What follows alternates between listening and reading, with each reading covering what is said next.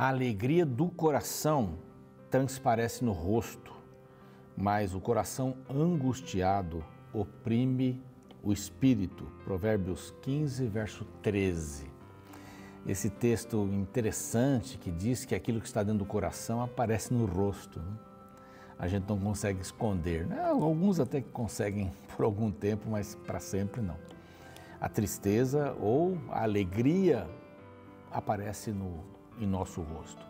Por isso que um rosto feliz, ele dá até saúde para as pessoas e ajuda a que outras pessoas também sejam contagiadas com essa alegria.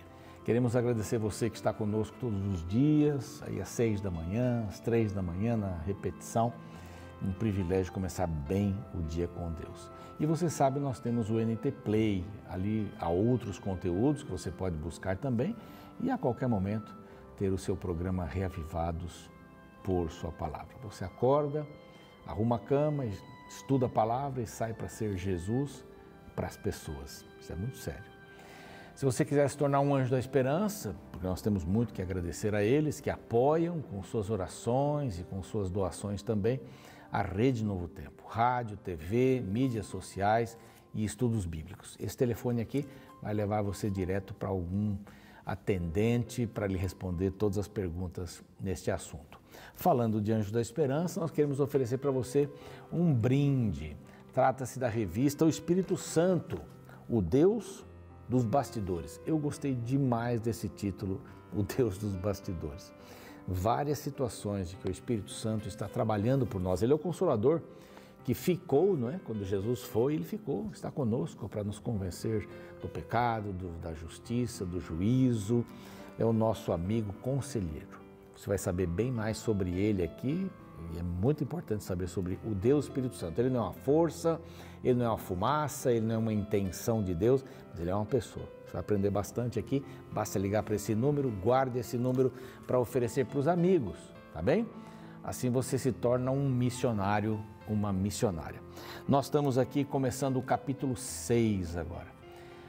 Até agora nós vimos a criação, vimos Deus criando o homem e a mulher separadamente, na sexta-feira, no sexto dia, descansou no sábado, fez a primeira aliança, não se aproximem desta árvore da ciência do bem e do mal, vocês podem comer de qualquer árvore, menos desta daqui. E esse Deus maravilhoso que acompanhou o homem, viu com tristeza a queda de Adão, de Eva, mas teve uma solução, o cordeiro que apontava para Jesus. Várias coisas aconteceram depois que eles saíram do Éden. Aparece Caim matando Abel, aparece uma cidade nova que Caim fez, a primeira cidade, o pecado imperou por ali, aparece uma genealogia tentando mostrar e passando por Enoque, passando por Noé também, mas o objetivo é chegar em Abraão e mostrar que dali sairia o povo de Deus e o Messias sairia dali também. Então depois do intervalo, eu espero você aqui, não saia, porque nós vamos começar a estudar o capítulo 6. Até lá.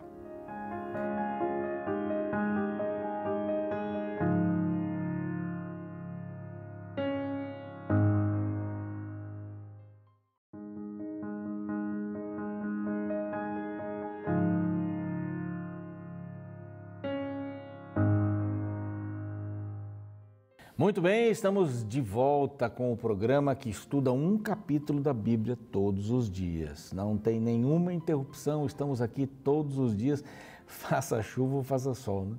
Estamos com você aqui para estudarmos esta preciosa palavra de Deus. E hoje vamos começar com o capítulo 6. É um capítulo bem esclarecedor, um capítulo triste, né? Há muitas notícias ruins aqui.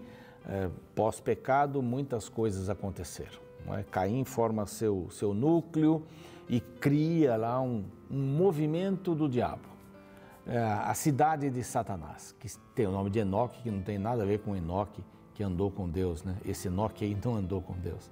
Foi ensinado pelo seu pai a dar vazão aos seus desejos carnais, aos seus pensamentos pessoais ou pensamentos próprios, né?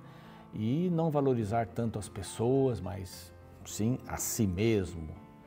e dessa forma foi fechada a cidade, conviviam ali. Imaginem o antro que virou essa situação. E fala um pouquinho disso, porque estes cresceram, né? Cresceram, vários nasceram aqui, como nós já vimos, até chegar em Noé. E Noé era da idade de 500 anos quando teve 3 filhos. Então, se você é jovem, tem uns 20 e poucos anos, ainda não teve filhos, no dizer bíblico você pode ficar até os 500, né? Mas aqui não vai chegar nesse número não. Mas era incomum, isso não era uma coisa comum não. Noé teve que fazer várias coisas, vários projetos de Deus. A palavra que ele vai nos dar esperança, ele nos consolará. Lembram ontem? Verso 29, 5:29, pôs o nome de Noé dizendo, este nos consolará. Moisés teve uma vida muito intensa antes de ter filhos, e com 500 anos ele tem filhos. Quando a gente lê aqui os outros nascimentos, tinha 90 e poucos anos e teve filhos, tinha 100 anos, teve filhos. Mas Noé foi diferente. Noé tinha um compromisso com Deus forte em várias áreas, para ser um modelo, para ser um exemplo de alguém que respeitava Deus, porque a sua geração era má. Aqui há vários versos, né? O primeiro verso do capítulo 6, assim, como se foram multiplicando os homens na terra e lhes nasceram filhas, vendo os filhos de Deus, aqui há uma diferença, vendo os filhos de Deus, que as filhas dos homens eram formosas, tomaram para si mulheres as quais, entre todas, mais lhe agradavam ou lhe agradaram. Então, aqui nós temos 2 caminhos, né? Sempre no mundo houve 2 caminhos, né? Depois do pecado, o bem e o mal. O mal luta contra o bem, não é o bem que luta contra o mal. A luz não precisa fazer nada mais a não ser brilhar e espancar as trevas. Então, as trevas aqui vão tentar desmerecer a luz, diminuir a luz, apagar a luz. O trabalho do mal é acabar apagando a chama que todos nós temos no coração, a chama de esperança, a chama de boa vontade, a chama de amor às pessoas, o amor altruísta, né? O mal vai fazer isso, vai tentar mudar você, para cooptar você para o caminho do mal. Então aqui diz que haviam os filhos de Deus, começaram a olhar as filhas dos homens que eram formosas. Essa palavra formosa não é somente a formosura física, também ela inclui, aqui está incluído aqui essa questão de sensualidade. Então apresentavam-se de uma maneira sensual e os filhos de Deus começaram a tomá-las por esposas. E aqui diz assim, pegavam as que mais lhe agradavam. A gente vai ver mais para frente aqui a história de Sansão, que ele queria se casar com pessoas ou com mulheres que lhe agradavam aos olhos. Amor não é uma questão de sentimento, do que eu vejo. Amor é uma questão de razão, do que eu decido. Amor tem que envolver princípios. Então a gente encontra, agora eu não sei o que fazer porque eu estou amando fulano, mas ele é casado, agora eu não sei o que fazer porque estou amando fulano, ela é casada, tem filhos, eu não sei, é o amor que pega a gente. Não pega nada, pega só quem quer. Chama-se paixão, paixão é passageira. Então disse o Senhor, verso 3, o meu espírito não agirá para sempre no homem, pois este é carnal, diz aqui, e os seus dias serão 120. Vocês lembram que no capítulo anterior nós tivemos lá, o mais novinho morreu com 895 anos. E o mais velho, Metusalém, ou Matusalém, 969 anos. Adão morreu com 930 anos.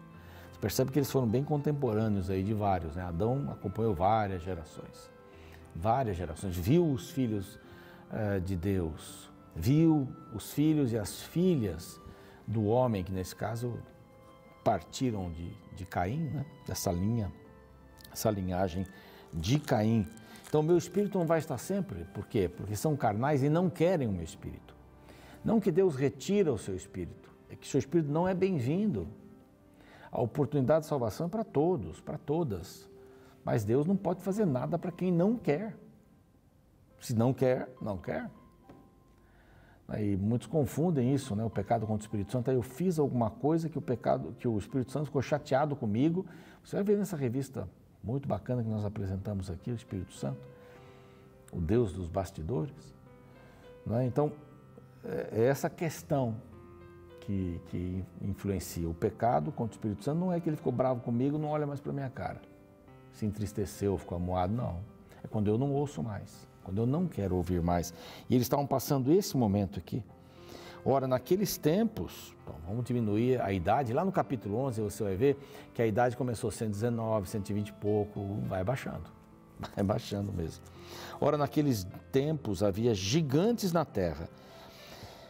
Muita gente confunde esses gigantes na terra e também depois, quando os filhos de Deus possuíram as filhas dos homens, os quais lhe deram filhos, né? Estes foram valentes, varões de renome, antiguidade e tal. Mas muita gente confunde esses gigantes aqui com seres, anjos caídos. Então, a relação dos homens com anjos caídos que viviam ali. Primeiro que anjo não pode procriar. Anjo não procria. Somente nós humanos podemos procriar. Não existe anjo fêmea e anjo macho. Não existe isso. A Bíblia menciona que Jesus sendo procurado lá para saber com quem eu vou ficar, com quem a pessoa vai ficar que teve tantos maridos, tal, etc. Não vai ficar com ninguém, porque no céu nós não temos essa mesma prerrogativa que temos aqui. Lá nós seremos como os anjos. Então, anjos não procriam, então não pode ser anjos aqui. Estou parando nisso aqui porque muita gente pega esse texto e diz assim, aqui são anjos caídos, que o homem se misturou com anjos caídos. Não, não foi nada disso. Eram gigantes, eram homens fortes. E aqui ainda diz, que eles eram fortes. Viu o Senhor que a maldade do homem se havia multiplicado, verso 5. E que era continuamente mal todo o desígnio do seu coração. Isso é uma coisa muito pesada. Esses aqui são momentos que antecedem o dilúvio. Então, Satanás estava conquistando o terreno. Sabe quando a gente está conquistando terreno num jogo, assim, banco imobiliário, sei lá, outros jogos assim, a gente fica muito feliz, né? De repente, toma uma rasteira, perde tudo. Mas é muito interessante aqui, nesse caso, Satanás estava olhando, feliz da vida, porque ele estava conquistando o território. Então se arrependeu, essa palavra aqui a gente tem que entender muito bem, se arrependeu o Senhor de ter feito o homem na terra, e isso lhe pesou no coração. Lembrem-se, quem está falando isso é Moisés. Moisés está relatando um fato que já tinha passado. Então, com as informações que Deus lhe deu, ele entendeu, orientado pelo Espírito Santo, claro, que Deus ficou muito pesaroso com a situação do homem. Satanás estava ganhando terreno e Deus precisava fazer alguma coisa. O mal lutando contra o bem. E Moisés relata que seu coração pesou e que ele se arrependeu. Aqui Deus não se arrependeu, é um antropomorfismo. Agora, o que eu vou fazer? Não tem mais jeito, eu vou ter que tomar uma posição. Não foi isso. Ele se arrependeu por causa do pecado que estava existindo ali. Ele olha e diz assim, não precisava ter sido assim. Poderia ter sido diferente. Então ele age. Você sabe que existe o juízo pré-advento, antes da volta de Jesus? Existe o juízo investigativo, que é o período dos 1000 anos, quando nós vamos investigar, não vamos julgar, investigar por que eu estou ali, por que fulano está e por que fulano não está. Esse é o juízo investigativo. E em terceiro lugar, o juízo retributivo. Vamos mencionar só esses três. O retributivo é quando o justo recebe a vida eterna e o injusto recebe a morte eterna, junto com Satanás e todos os seus anjos caídos. Deus, em algum momento da história, eu falei muito isso quando estudamos reis, Samuel, ali os profetas e tal, falei muito sobre isso, que Deus, em alguns momentos, praticou o juízo retributivo. E aqui é o momento. A terra estava em perigo e o Messias estava em perigo. Em alguns momentos isso aconteceu. Nós vamos ver aqui a partir de Abraão, a partir daqui, mas para Abraão, que alguns momentos foram fatídicos. O Messias está comprometido, o Messias não pode ficar comprometido. Então Deus agiu. Só 8 pessoas sobraram neste mundo. Então, quem crê no universalismo, que quer dizer a crença de que todos serão salvos, mesmo que façam qualquer coisa, está equivocado. Porque há justos e injustos. E aqui Deus olha, infelizmente, e disse assim no verso 7, farei desaparecer da face da terra o homem que criei, o homem, o animal, os répteis, as aves, porque me arrependo de os haver feito, por causa do pecado. Deus ama e amava o ser humano, mas ele não ia destruir toda a terra. Você vê aqui os animais, né? Porque nessa época, há uma teoria, que nessa época os homens insatisfeitos em ter relações íntimas com o sexo oposto, com o mesmo sexo, com crianças, com cadáveres, eles começaram a ter sexo, o bestialismo, o sexo com animais. Todos foram, não que Deus julga esse animal é pervertido, não é isso. Mas Deus disse assim, bom, vamos terminar com tudo, vamos recomeçar o mundo, porque agora está em jogo a salvação de todos, para sempre, juízo retributivo. Então, ele diz assim, Moisés escrevendo diz assim no verso 8, porém Noé achou graça diante do Senhor. De todos que deveriam morrer, Noé estava bem. E olhem o que ele diz de Noé. Esta é a história de Noé. Noé era homem justo, íntegro, entre os seus contemporâneos. Noé andava com Deus. Lembre-se do capítulo anterior, quem andava com Deus? Quem? Enoque. Ele andava com Deus e foi trasladado. Aqui Noé também andava com Deus. Aqui a história de um homem, sua fé e sua família. Ele conseguiu transmitir para os filhos. Olha que coisa legal, né? A fé que ele possuía em Deus. E os 3 filhos, 3 noras, foram salvos dessa tempestade toda. Mas Noé andava com Deus e por andar com Deus ele era justo e íntegro. O que é uma pessoa justa? Justo não é largo nem apertado. O que é uma pessoa íntegra, inteira, não é dividida. Precisamos de mais homens e mulheres assim, não é verdade? A terra estava corrompida totalmente. Ele gerou 3 filhos, quando estava com 500 anos, repete aqui. Sem, Cão e Jafé, a gente sabe que Jafé é o mais velho, mas Sem aparece sempre no começo, porque dele sairia a descendência de Abraão. Percebam, eu tenho repetido isso. A importância de Gênesis mostrar o caminho até Abraão. Quer dizer, Deus criou, houve um problema gravíssimo, mas Deus tem um plano para salvar o ser humano. E de Abraão nasceria lá na frente. Vem Davi, né, que é uma das tribos, mas saiu de Abraão. E depois vem Jesus lá na frente também. A terra está contaminada, cheia de violência, verso 11. Tudo estava corrompido. Verso 13 diz que então Deus disse a Noé, resolvida acabo de toda a carne. Então faz o seguinte, verso 14, faz uma arca de tábuas de cipreste. Faz uma arca, nunca choveu, para que eu vou usar? Nunca andamos com esse tipo de transporte, mas faz uma arca no final de casa. Williams Costa Júnior, uma vez, que muitos anos atrás escreveu um artigo, né? Se Deus pedisse para você construir uma arca no fundo do seu quintal, né? Hoje teria uma outra conotação, e naquele tempo. Mas ele foi fiel. A arca deveria ter 150 metros de comprimento, 25 de largura, 15 metros de altura. Era mais ou menos essa a ideia da arca. Não é? Há lugares nos Estados Unidos onde a arca já está feita. Lá tem uma arca, tem animais de palha lá dentro, ou imitando animais. Não é? E ele vai falar várias coisas do tamanho da arca, uma abertura em cima de um côvado, mais ou menos meio metro, é sempre a metade. Uma porta na arca lateral, que depois tem um sentido todo especial, né? Porque estou a ponto, diz o verso 17, derramar águas, as águas. Contigo, porém, verso 18, estabelecerei a minha aliança. Olha a aliança aqui do Senhor. Entrarás na arca, tu, teus filhos, tua mulher, as mulheres do teu filho. Então, a importância de Deus fazer uma aliança com ele. E ele aceitar essa aliança, porque ele andava com Deus. Aí no verso 22, que é o último verso, diz assim, assim fez Noé, consoante a tudo o que Deus lhe ordenara. Ele fez, ele andava com Deus, ele fazia tudo segundo Deus. Ele vai juntar os animais, e aqui tem um quezinho, não vai dar tempo de falar hoje aqui, mas posso falar amanhã. um quezinho na questão dos animais, né? A gente sempre diz assim, se você percebe que uma pessoa gosta de animais, é uma boa pessoa.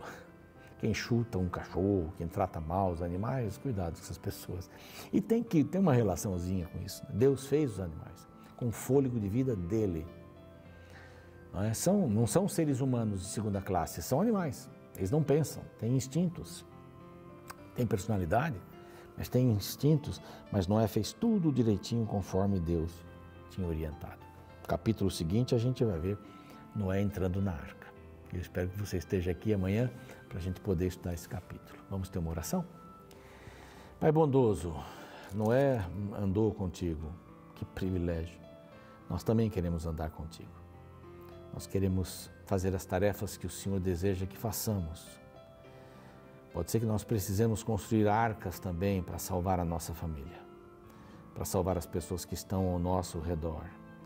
Não me refiro a arcas físicas, mas a cercas, proteções, para que as pessoas não venham a ter esta maldade que Satanás prega, maldade no coração, corrupção. Que o Senhor nos ajude a sermos íntegros, justos.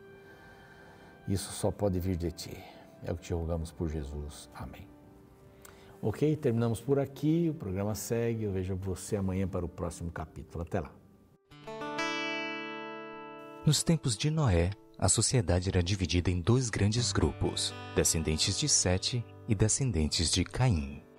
A linhagem de Sete seguia as ordens de Deus, a linhagem de Caim, não. Porém, em Gênesis 6, um grande problema é descrito. As 2 linhagens se misturaram, colocando em risco a sobrevivência da verdade divina. A partir do versículo 8 lemos: Os filhos de Deus viram que as filhas dos homens eram bonitas e escolheram para si aquelas que lhes agradaram. Então disse o Senhor: Por causa da perversidade do homem, meu espírito não contenderá com ele para sempre, e ele só viverá 120 anos. O restante do capítulo mostra a depravação da raça humana. Diante desse terrível cenário, aparece um curioso texto bíblico. O verso 6 declara: Então se arrependeu o Senhor de ter feito o homem na terra, e isso lhe pesou no coração. Muitas pessoas se incomodam com este texto, pois questionam: como pode um Deus onisciente, que sabe todas as coisas, se arrepender? Será que Deus foi pego de surpresa? Será que ele não sabia o que aconteceria no futuro da humanidade? Para entender estas questões, primeiramente é necessário compreendermos que a Bíblia usa um recurso chamado antropomorfismo. Embora complicada, essa palavra se refere à necessidade de expressarmos sentimentos divinos através da linguagem humana. Sem dúvidas, nossas palavras sempre serão limitadas para descrever Deus.